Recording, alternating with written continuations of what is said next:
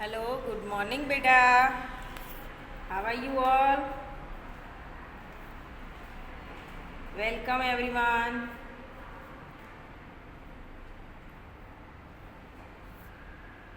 Yes બેટા, આજે આપણે chapter number 5 Mrinalini Sarabhai day 2 જે છે એને એક્સપ્લેન કરશે મેમ. ઓકે બેટા, આપણે એના પહેલાં ડે 1ની થોડી ડિસ્કશન અગાઉ કરી લઈએ.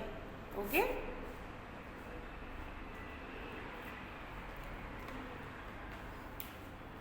નાવ લિસન એવરીવન. મૃણાલિની સારાભાઈનો પરિચય આજે આપણે સમજીએ ફરીથી. આ છે વિક્રમ સારાભાઈ, તેઓના હસબન્ડ. તેમનું નામ છે વિક્રમ સારાભાઈ. તેઓને સૌ કોઈ જાણે છે. તેઓ સાયન્ટિસ્ટ હતા બેટા, મૃણાલિની વિક્રમ સારાભાઈ. આજના યુગમાં ભલે આપણે પાશ્ચાત્ય સંસ્કૃતિનું અનુકરણ કરીએ, પણ આપણી મૂળ સંસ્કૃતિને થોડી ભૂલાય. આપણી ભારતીય સંસ્કૃતિમાં પરંપરાગત રીત રિવાજોની સાથોસાથ કલાઓ જેવી કે શાસ્ત્રીય નૃત્ય, શાસ્ત્રીય સંગીત, ચિત્રકલા વગેરેનું સ્થાન પણ બેજોડ છે. એટલે અત્યારે જે સમય ચાલી રહ્યો છે તે પાશ્ચાત્ય એટલે પ્રાચીન સમયનું જે સંસ્કૃતિ આપણી જે છે તેનું અનુકરણ કરીએ છીએ, ફોલો કરીએ છીએ આપણે. કારણ કે આપણે આપણી જેની મૂળ સંસ્કૃતિ છે, અગાઉ જે પણ સંસ્કૃતિમાં જે પણ સ્મરણો થઈ ગયા છે તેને આપણે ભૂલી શકીએ તેમ નથી. ભારતીય સંસ્કૃતિમાં પરંપરાગત દરેક જણ એ રીત રિવાજને ફોલો કરતા જાય છે. સાથોસાથ કલાઓ, ડ્રામા છે, ડાન્સિંગ છે, હે ને, આ બધું જેમ કે ચિત્રકલા વગેરેનું સ્થાન પણ બેજોડ છે. એટલે એને આપણે સૌ કોઈ મહત્ત્વ આપીએ છીએ. શાસ્ત્રીય નૃત્યો, ક્લાસિકલ ડાન્સ, શાસ્ત્રીય સંગીત આપણે સૌ કોઈએ જોયેલું જ છે બેટા. એના વિશેની આપણે અહીંયા વાત કરીએ છીએ. શાસ્ત્રીય નૃત્યો એટલે ક્લાસિકલ ડાન્સ, શાસ્ત્રીય સંગીત જે સમૂહમાં બેસીને દરેક જણ ઇન્સ્ટ્રુમેન્ટ લઈને વગાડે છે, એમાં શાસ્ત્રીય રાગ સાથે કરે છે બેટા. અને ચિત્રકલા, ડ્રોઈંગ જે તમારા સૌનો મનપસંદ સબ્જેક્ટ છે. ડ્રોઈંગ કરવું સૌ કોઈને ગમે છે બેટા. એના વિશેની અગાઉ આપણે વાત કરી હતી. આજે આપણે વાત કરીશું શાસ્ત્રીય નૃત્ય કલાકાર શ્રીમતી મૃણાલિની સારાભાઈની, જેમણે દેશ વિદેશમાં શાસ્ત્રીય નૃત્યનો ડંકો વગાડ્યો. શ્રીમતી મૃણાલિની સારાભાઈનો જન્મ 11 મે 1918ના રોજ કેરળ રાજ્યના પલક્કડ ગામમાં એક બ્રાહ્મણ પરિવારમાં થયો હતો. તો આ જે ક્લાસિકલ ડાન્સ જે શીખ્યા છે તેમનું નામ છે શ્રીમતી મૃણાલિની સારાભાઈ, જેમને દેશ આપણી જે ઇન્ડિયા છે તેમાં પણ અને વિદેશમાં પણ તેઓએ નૃત્યનો ડંકો વગાડ્યો છે, ખૂબ જ ફેમસ કરી દીધું છે. તેમનો જન્મ 11 મે 1918ના રોજ, એટલે એ દિવસે, રોજ એટલે એ દિવસે કેરળ રાજ્યનું નામ છે બેટા કેરળ, અને ગામનું નામ છે પલક્કડ. અને કયા પરિવારમાં જન્મ થયો છે? તો બ્રાહ્મણ પરિવારમાં તેઓનો જન્મ થયો છે. તો અહીંયા એમસીક્યુમાં બધા જ શોર્ટ ક્વેશ્ચનમાં પૂછાઈ શકાય. સાઉથની અંદર તેઓનો જન્મ થયો છે.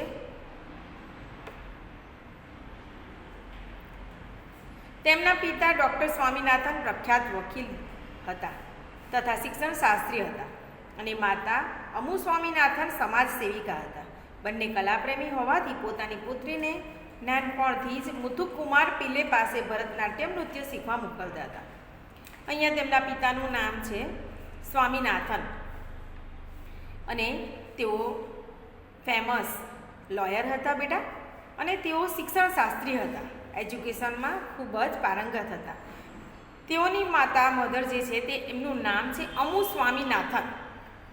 તેઓ સોશિયલ વર્કર હતા બેટા. બંને કલાપ્રેમી હોવાથી તેઓ બંને કલાને પ્રેમ, એટલે બંને જણા કલાને મહત્ત્વ આપતા હતા. પોતાની પુત્રીને નાનપણથી જ મુથુકુમાર પિલ્લે પાસે ભરતનાટ્યમ નૃત્ય શીખવા મોકલતા હતા. જે તેમના ગુરુ છે તેમનું નામ છે બેટા મુથુકુમાર પિલ્લે. અને કયો ડાન્સ શીખવાડ્યો હતો? ભરતનાટ્યમ. તો એ જ્યારે નાના હતા મૃણાલિની, ત્યારે તેઓને શિક્ષા મુથુકુમાર પિલે નામના જે ગુરુ છે તેમની પાસેથી ભરતનાટ્યમ જે ડાન્સ છે તેઓ તે શીખ્યા હતા.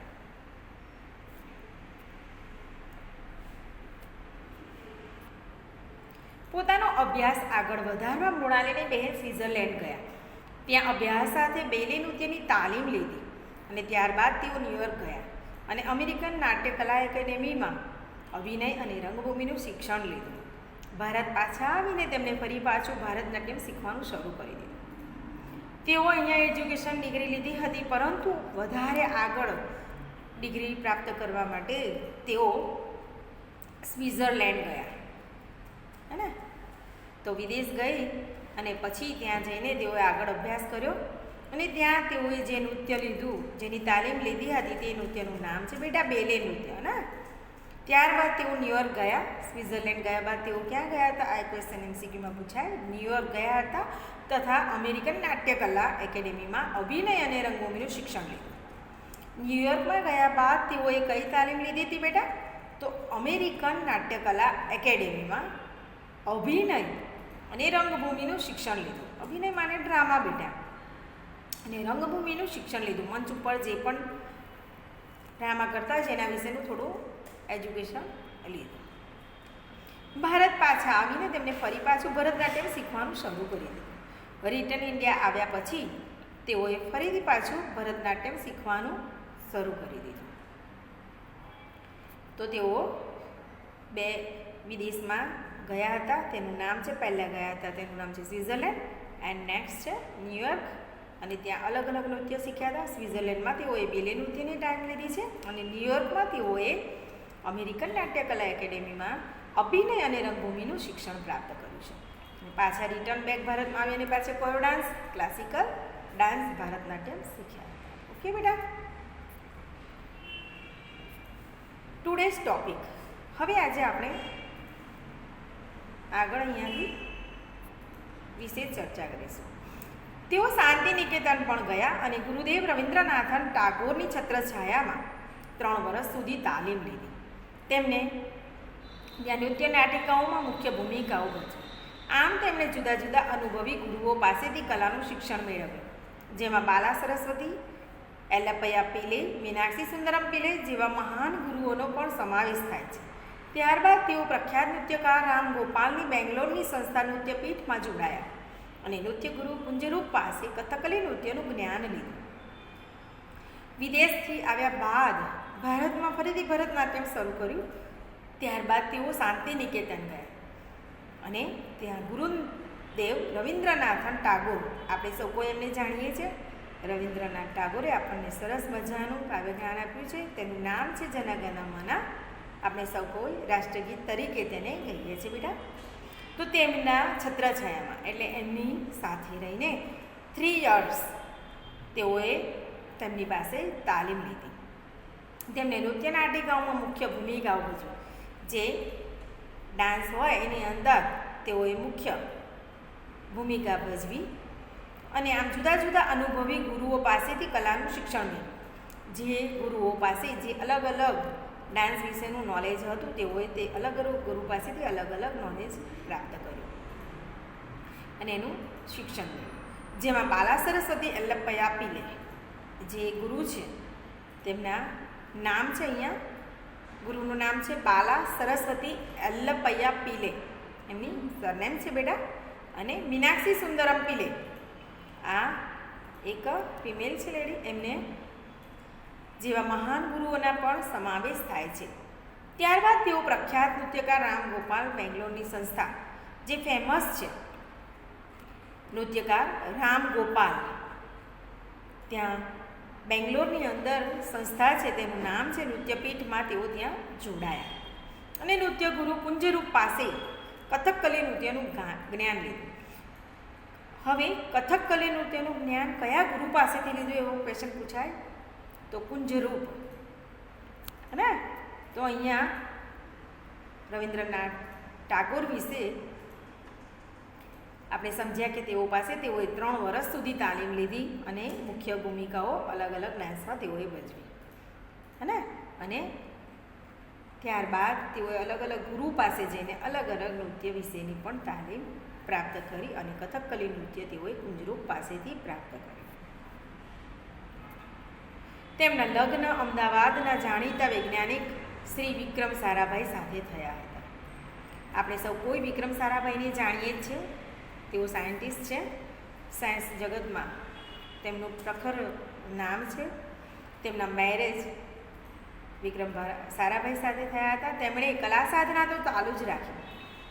ઈસવીસન 1948માં તેમણે અમદાવાદમાં દર્પણ એકેડેમી નામની સંસ્થાની સ્થાપના કરી, જેમાં આજે પણ ભરતનાટ્યમ, કથકલી, કુચીપુડી, નાટ્યકલા, પપેટી વગેરેની તાલીમ આપવામાં આવે છે.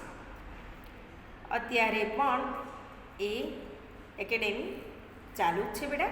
1948ની અંદર અમદાવાદમાં આવીને દર્પણ એકેડેમી, જે એકેડેમી છે તેનું નામ છે દર્પણ, અને ત્યાં કઈ કઈ કલા શીખવાડવામાં આવે છે તો ભરતનાટ્યમ, કથકલી, કુચીપુડી, નાટ્યકલા એન્ડ પપેટી એની તાલીમ આપવામાં આવે છે.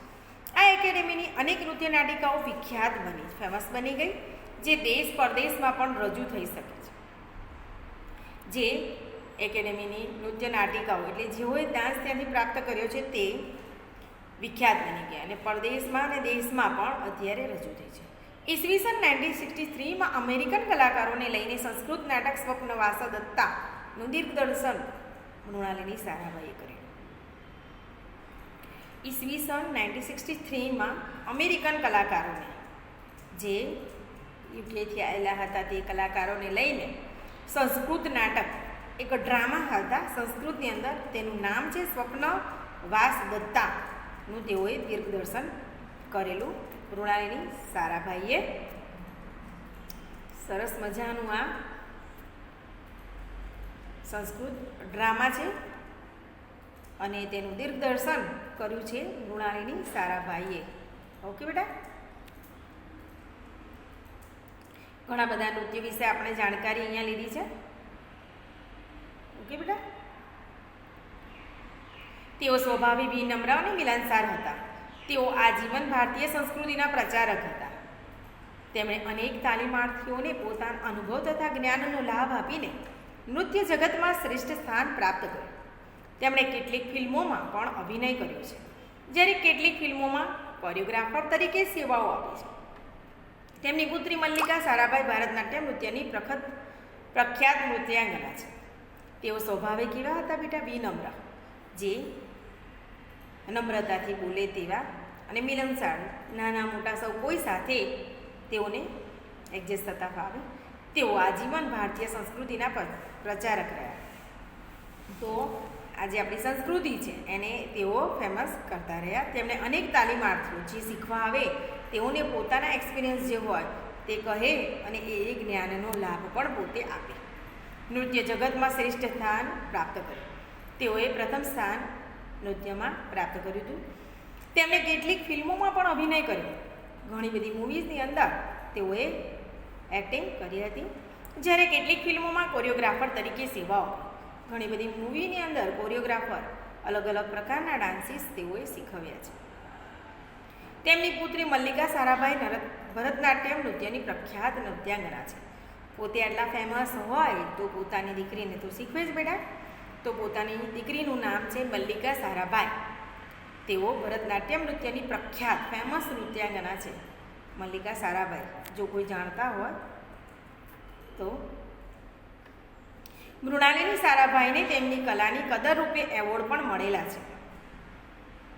ઈસવીસન 1965માં પદ્મશ્રી અને 1992માં પદ્મભૂષણ એવોર્ડ આપીને ભારત સરકારે તેમનું બહુમાન કર્યું છે. ગુજરાત સરકારે તેમને ઈસવીસન 1984માં વિશ્વ ગુર્જરી ગૌરવ પુરસ્કાર આપ્યો છે અને ઈસવીસન 1991માં પંડિત ઓમકારનાથ ઠાકુર એવોર્ડ મળ્યો છે. હવે બેટા આટલા સરસ ક્લાસિકલ ડાન્સર હોય અને જો એમની કદર ના થાય એ સારું ન કહેવાય. તો અહીંયા એમની કદર કરી છે. કઈ કઈ સાલમાં કયા કયા એવોર્ડ મળ્યા છે એની આપણે ડિસ્કશન કરીશું. મૃણાલિની સારાભાઈને તેમની કલાની કદર રૂપે એવોર્ડ પણ મળ્યા છે.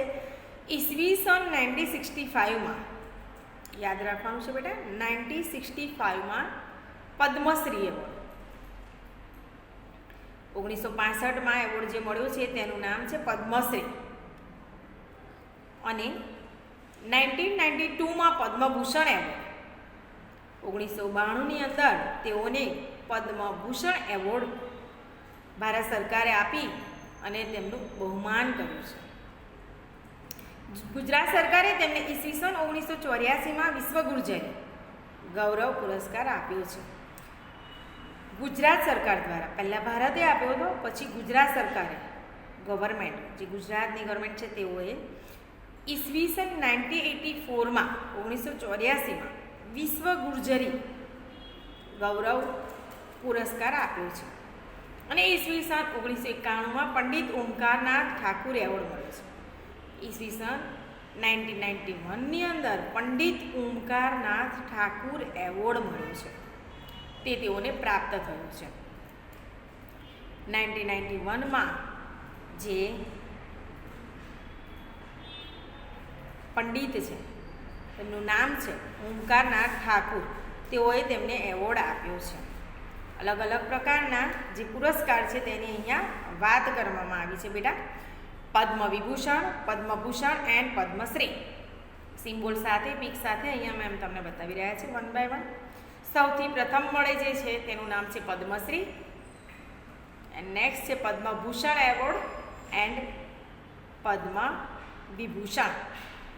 હવે આના વિશેની આપણે અગાઉ ચર્ચા કરી છે કે મૃણાલિની સારાભાઈને અલગ અલગ એવોર્ડ જે મળ્યા છે તેની આપણે અહીંયા વાત કરી.